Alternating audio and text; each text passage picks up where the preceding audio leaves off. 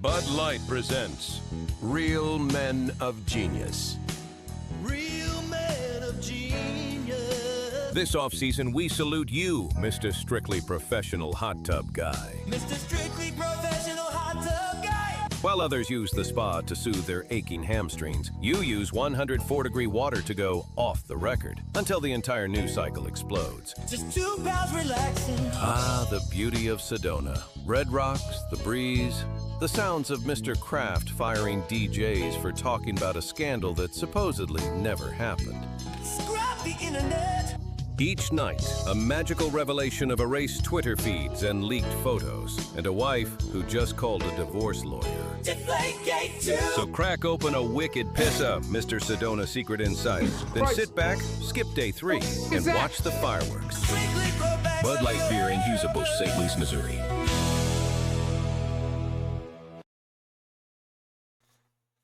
Howdy, everybody. Welcome back to the Rational Colts Fan YouTube channel. Both me and Cody are here today. We're going to be talking about the Mike Vrabel and Dianna Russini files, as we've called it. We feel there has been some media suppression and a lack of visibility and really a lack of accountability. And we're just kind of wanting to give you a storyline and then our 2 cents on it. All right, y'all, to get right into it, this is going to be the first news article that broke about it. It's from page 6. It was then picked up by the New York Post the same day. But essentially, right here, they got exposed for meeting in Sedona, Arizona at a private resort that's for adults only.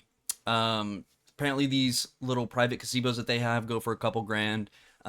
That's besides the point. We don't care about that. What we care about is the clear collusion that's going on with it. We'll go ahead and break it down from everywhere she's been and how it all ties back into Mike Vrabel. To be completely honest, I do not care about the cheating. That's not a big deal. Nobody really cares about that. The main issue is the conflicting interest that this presents. So, of course, the first photo is the main photo that broke with this story. However, this is the other main photo. This obviously shows them, laid up next to each other. This is kind of very, very harmless. So whenever this kind of broke, a lot of people were really kind of downplaying this. It's like, oh my God, like, I can't believe you guys really think there's like too much into this. Definitely don't understand why people are all like, oh, this is really not a conflict of interest. Just based solely off of the positions that both of them hold. One's in the media, one's in the actual NFL business. So whenever these two people are kind of put in a certain spot, they kind of have to act in a specific manner, and this is just a little too comfortable. They just felt like they needed to meet up at this point in time. So the Russini timeline starts at the Redskins. She started as a NFL insider for them, and the main things that was really up for debate for her was how she was getting a lot of her information. Specifically, she was getting a lot of really good information about the quarterback room. As you know, at that time, they took RG3 with their first round pick, and then later on took Kirk Cousins. So they had a immediate backup for him. And of course, RG3, was getting hurt, and some of that information was getting leaked out in media outlets by Russini. And she was given this information kind of before the team wanted to release this. She'd put out like, hey, RG3 got hurt in practice. His scope doesn't look good. It looks like Kirk Cousins is going to start the game on Sunday, preparing for the Eagles week. And people were blown away. People couldn't understand how she was getting that information. And specifically, a main vocalist out of the entire situation ended up being the GM at the time. His wife ended up posting a lot of accusations out on Twitter at the time, where she basically said that, please tell us how many B's, meaning like, you had to give to get this story, and did they laugh at you before or after? So she put this up, and she had to apologize. The GM, we think maybe some NFL execs or whatever forced this apology out there because it was all accusations. There's not any proof. no one really had any kind of direction on that story, so she was forced to make an apology. After her time with the Redskins, she ended up reporting over the Titans when Mike Vrabel was the head coach there. Keep in mind, she's also an AP voter, so she can vote for Coach of the Year. She's one of the 50 people. How crazy is that? Dianna Russini, of all people, one of the 50 people that vote for Coach of the Year and player honors. We'll get more into who she votes for and who she publicly announces she votes for and what she does. But she's there at Tennessee the same time Mike Vrabel is. We see her get a super special sideline interview with Mike Vrabel during COVID, and knowing how incredibly hard that was during COVID protocol, leaves a lot of speculation there on how she's able to get these. One of the ESPN reporters points out during the broadcast at how incredibly hard these are to get. Her name's Sam Ponder. Well, she does that. Steve Lacy responds to that, and what can only appear to be a backhanded remark, leading me to believe that people at ESPN definitely knew. He goes, "Good job" at Sam Ponder, not Russini. He's congratulating the person who made the comment about Russini. Good job, Sam Ponder, pointing out how near impossible it is in 2020 to get a pregame interview with an NFL head coach, and Dianna Russini gets both Tomlin and Vrabel. Insane. Hats off. So only this can go a couple ways. One, you take it at face value and you're like, you know what, man, maybe he's shouting out Dianna Russini. Or two, ESPN knows, and this is them kind of taking subtle jabs at her. And then her third stop is Philadelphia. Her tenure in Philadelphia has been riddled with a lot of what Philly fans have been saying are hit pieces out there to disenfranchise this team. As you see that, Howie Roseman, he seems to be this, NFL GM guru that's, making these elite trades, and he's, drafting really well, and he's taking shots where he needs to be, and he's really being rewarded for it. But as you've seen, it looks like Nick Sirianni has been on the hot seat on being fired since he's been there. And it kind of aligns with some of her posts, she's sitting here saying like the coordinator position, it's not a very, wanted position. This is a team, mind you, that is in their Super Bowl window. They were just in the Super Bowl, lost to the Kansas City Chiefs, and then ran it back and beat them. So how is that not one of the most attractive openings out there? You get to have elite players. And then you start to see hit pieces being put out about Jalen Hurts. Jalen Hurts, talking about he has lost the locker room. And then you start seeing on how A.J. Brown, and he has, kind of a resentment towards the coaching staff, or he's not happy about the volume of catches. And then you start to see, where Dianna Russini has made her comments on his trade value. Spot. All right. If AJ gets traded, what do you think the Eagles get in return? Oh, wow. It's funny. I was poking around on it before the trade deadline, just in case they did it. Yeah. I think they get a second rounder. A second rounder? Yeah, Okay. I think they get a second rounder. And that clip there, she deliberately is trying to sabotage A.J. Brown's trade value and hurt the Eagles. And that just can't help but make you speculate, I wonder who she's doing this for. And you have to think, there's nothing but all these baseless reports coming out. Oh, Patriots want him. Patriots have him. He's locked in Patriots. And then Howie comes out and says, no, I want a first for A.J. Brown. Jalen Waddle just got a 1.3 and a 5, or 1.34. I think A.J. Brown, who's a year older than him, more accomplished, I can get a first for him. And you have some rat like Dianna Russini walking around. Oh, no, you can only get a second. Come on. We know why she's doing it. It's clear and obvious. And this is what we mean, guys. Coming from a insider like Ari Mirov, dude, the Eagles and the Patriots expected to finalize this trade after June 1st, right? So this is before the draft. The Eagles didn't know really what kind of value they were going to get out of this trade.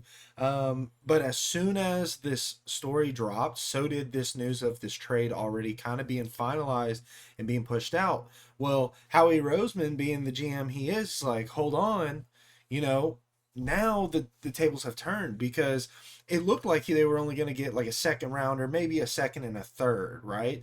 But now it looks like they're going to get a first rounder for them.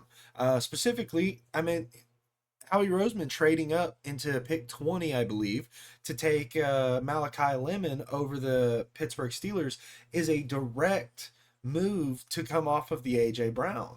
But you really only do that whenever you ensure that you still can have a draft pick for next year's draft, which is going to be a very talented draft. So we obviously can point out clear and obvious collusion, or, you know, at least it calls for an investigation. Goodell came out and said this isn't even football related, so we're not going to look into it, right? That's bullshit. Everybody at ESPN knew about this. Everybody at the AP, all her coworkers, everybody did this, but they're in full defense mechanism right now. Not a single person at ESPN has reported this. They don't even touch this. They won't even acknowledge it. They're staying away from it. So much so that we have a clip of Max Kellerman saying the dumbest shit I've ever heard in my life. 1/32, the 3% of the teams she covers, there's some kind of bias that might show up, who knows how, but whatever. Okay, I'm willing to say, okay, that's true, that's legitimate, but that's not why people are covering the story. They're using that as a bullshit excuse to be titillated by an affair, right? And it's so disgusting to me. And it's like, oh, there are pictures, and the press is trying to create a timeline where when might they have been cheating. So without regard to how this affects their spouses, their children, they're like putting these families through hell under the guise of journalistic integrity. So you can see ESPN is in full prevent defense right now. We have Dianna Russini's, or we have ESPN's Twitter pulled up, have Dianna Russini in the search bar. Obviously, they have not mentioned a word about this. One, because everybody there knows, they're all associated, and it's horrible. And the reality is every reporter does this. All these reporters do it. And he sits there and acts, he's trying to sit on a moral high ground that's just not there. He thinks he's doing such a service to them and their family by not reporting it because it's just an affair. No, people are putting a timeline together because she reports whenever she's in Tennessee. Julio Jones is looking for this. Hey, Tennessee has already offered this, or somebody's already offered a first, and everybody goes, we don't want to pay a first for an old Julio. And then the Titans get him for a second. That's what people are putting timelines on for. It's not sitting there, oh, they have an affair 6 years ago. Look how cool this is. Oh, they're on a boat. They're at a bar. No, people are putting a timeline for the collusion. You have Mike Vrabel getting inside information from an insider. That's the whole story. It's not an affair story. They're using information that no front office would be willing to give Dianna Russini had they known that she is in an affair with Mike Vrabel of 6 fucking years. And to follow up the Max Kellerman clip, we have Chris Sims, who was reportedly fired from NBC after just bringing up just this conversation about Dianna Russini on the show. Well, it's the biggest story in the NFL. I mean, you know, I wouldn't. I'd shoot you straight. These are things that I've been texting with about my friend with my friends in the coaching world. Even their wives are involved in the conversation. Stay on as target. well. Stay on target. Stay on target. What are you talking about? What are you talking about? Careful. I'm trying to look. There's a lot there, and there's only so much that is reported and known, and that's I'm just trying to help. All right. In Star Wars, did they tell that they have the thing called "shut up" and just let the person talk? How about that?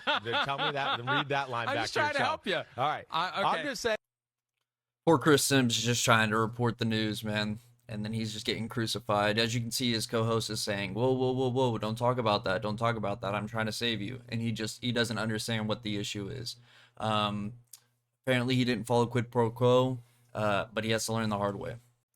All right, and for the third and final point, we got Dave Portnoy on the 8th, which is one day afterwards. He proceeds to Photoshop Taylor Lewan, and then all the shitheads right next to Dianna Russini and Mike Vrabel to act like it wasn't a big deal. He's kind of poking fun at it, all that stuff. That's kind of the problem with the whole thing. is Barstool being related to ESPN and all that, and having such a great relationship with Robert Kraft, and being so close to the Patriots, that they come out and immediately start playing defense. They go out there, post this, and then once he gets called out on it, he comes out and says, "Hey, there's a lot of people who have speculation whether or not I told my people to suppress this news story, all this stuff." Da da da. He's like, "Yeah, you're goddamn right, I did." You think I told my team not to post about Mike Vrabel and Dianna Russini canoodling in Sedona? You're goddamn right I did.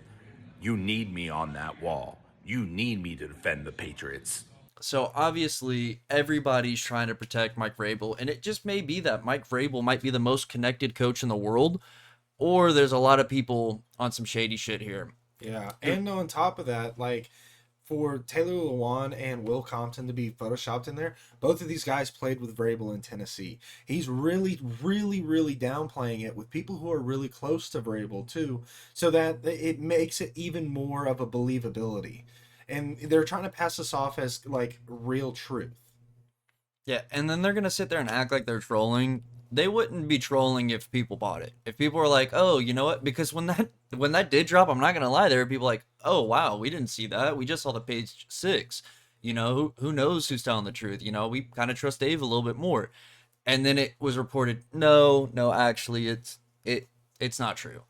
Yeah, and to bring us all the way back to the present day, the reason why the story is really blowing up is because they both put out there that they were innocent, that this is just an innocent, we're just two people who are meeting in Arizona. It's not that big of a deal. And as we've said, the media has suppressed it too, because that's the narrative that's being pushed.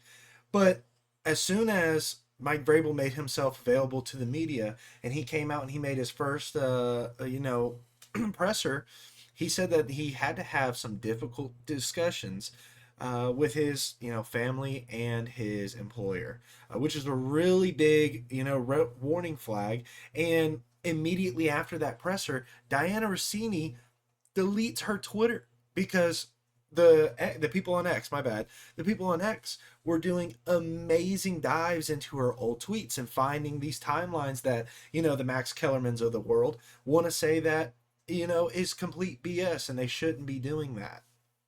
And here's another instance where Dianna Russini is intentionally sticking her hand into the fire of trade negotiations and trade talks. I mean, Max Crosby was the major, if not the number one guy on the market this year, maybe number two if you give the nod to Trey Hendrickson. Max Crosby was one of the best pass rushers out on the market this year. And this is a video that was given that it was an interview that Dianna Russini put out and said that Max Crosby wanted to play in New England. As for this upcoming offseason, outside just free agency, the thing that I'm going to be watching are these players that perhaps want trades. That's what I want to see. Max Crosby doesn't seem too happy in Las Vegas. Is he going to ask for one officially and ask out? Is that a guy? I can tell you, I know he wants to play for Mike Vrabel. He's told me before. Oh, really? Yeah. A.J. Brown in Philly, like that's something to watch. I mean, those two are oh my like God, this. we get those two. And the cherry on the cake right here is the New England Patriots posting Happy Mother's Day on Twitter. Obviously, the Reddit CFB dropping a relatable meme. Everybody's like, come on, bro. Feel bad for Mike Vrabel's wife. But again, that's not why we're talking about this. Just to kind of circle everything back. This wouldn't have been an issue had they just come out clean. This wouldn't have been an issue if she wasn't using her position to give him information. This wouldn't have been an issue if Mike Vrabel didn't use her to get information. And it wouldn't have been an issue if ESPN, Bussin' with the Boys, every single major, Pat McAfee still hasn't talked about it. If every single major media outlet just reported it like it was real, because they sit there and rolled 3 hours of the CEO cheating on his wife at that one Coldplay concert. But won't talk about Mike Vrabel. Yeah, and that's another thing is like the NFL, like you've said before, Goodell came out and said this is a personal issue. This has nothing to do with the NFL. He's protecting the shield, and he's most notably known for doing that kind of stuff. Mike Vrabel, this entire situation, it's bad optics. I mean, it happened before the draft too, and that's something that the NFL hated. They hated that it took away from the draft, because this was already a draft that was kind of not really being talked about. A lot of people were saying, "Oh, it's next year's draft." There's a few stars in this, but it's really next year's draft. So for this story to come out and be kind of the top of the, talk of the town, basically, it completely took away from the NFL draft, and Goodell was upset about that. And I wouldn't be surprised if Mike Vrabel ends up getting fired before the season starts, just because this is just too much in a locker room. Not saying that what he did, as far as having an affair, is the reason why he's going to get fired. It's obviously everything else, but it's just the repercussions and the falling out. The story's really not going away. It hasn't lost any motion. And there's more and more and more pictures and videos that come out every single day. We told ourselves if we didn't make it today that we would never make it, just because we would have 4 hours of videos. We didn't even really get into all the videos that we have of them, as far as the affair goes. That's a 40-minute video on its own. So we just kept it strictly football related. And that's just kind of what the angle that we were going with this time. We kind of forgot to do an outro, but I just want to come on here and say thank you for stopping by. Appreciate your interest in the video. I know it's a very hot topic. We will be making another video speaking more about the affair side of the things and kind of the implications throughout. Also, if you don't mind, go look us up on X. This is our X profile. It has our YouTube. It has our TikTok. We're going to do a short version of this stuff. We're going to put it up on TikTok as well. If you can go over there, repost some things, we'd greatly appreciate that. Thank you guys, and have a great one.